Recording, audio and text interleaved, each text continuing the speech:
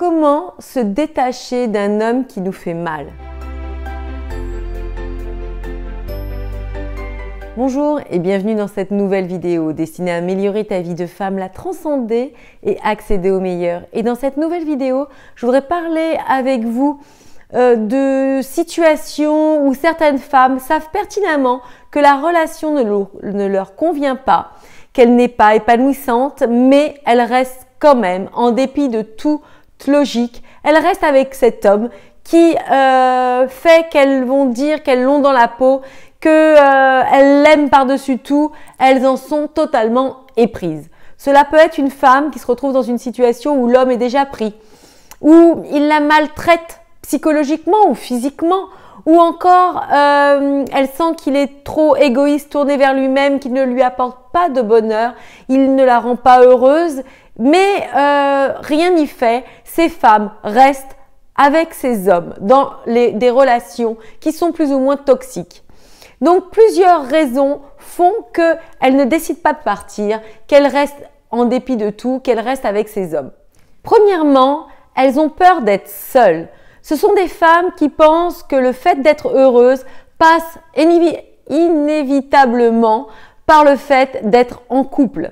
Elles surdimensionnent la valeur du couple, pensent qu'en fait la finalité en soi pour une femme c'est d'être à deux et qu'elles n'arriveront à être heureuses qu'en étant avec un homme. En revanche, le bonheur que l'on peut offrir à l'autre doit d'abord se trouver en soi-même. Et c'est uniquement par cela que l'on arrive à s'attirer à soi les bonnes personnes, que l'on arrive enfin à être en phase avec une personne qui va nous correspondre profondément et sincèrement.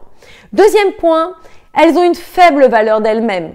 Elles se sous-estiment, pensent qu'elles ne valent pas plus que la relation qu'elles ont actuellement.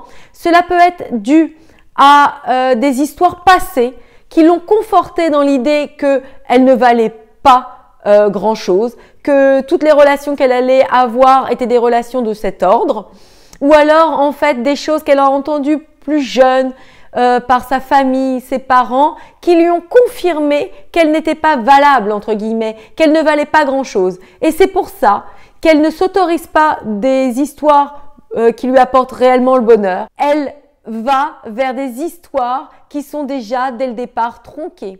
Ou troisièmement, cela peut être une sorte de masochisme, c'est-à-dire que elle sait pertinemment que c'est quelque chose qui va être difficile, qui va lui faire du mal, mais comme ça, elle aura envie de relations compliquées, de relations qui lui donnent du fil à retordre, ou alors l'envie aussi de sauver la personne avec qui elles sont, c'est-à-dire qu'elles auront envie de le changer, de le modifier. Bref, elles ont comme ça un ego énorme qui fait qu'elles vont penser qu'elles vont réussir à amadouer l'homme qui apparemment leur échappe.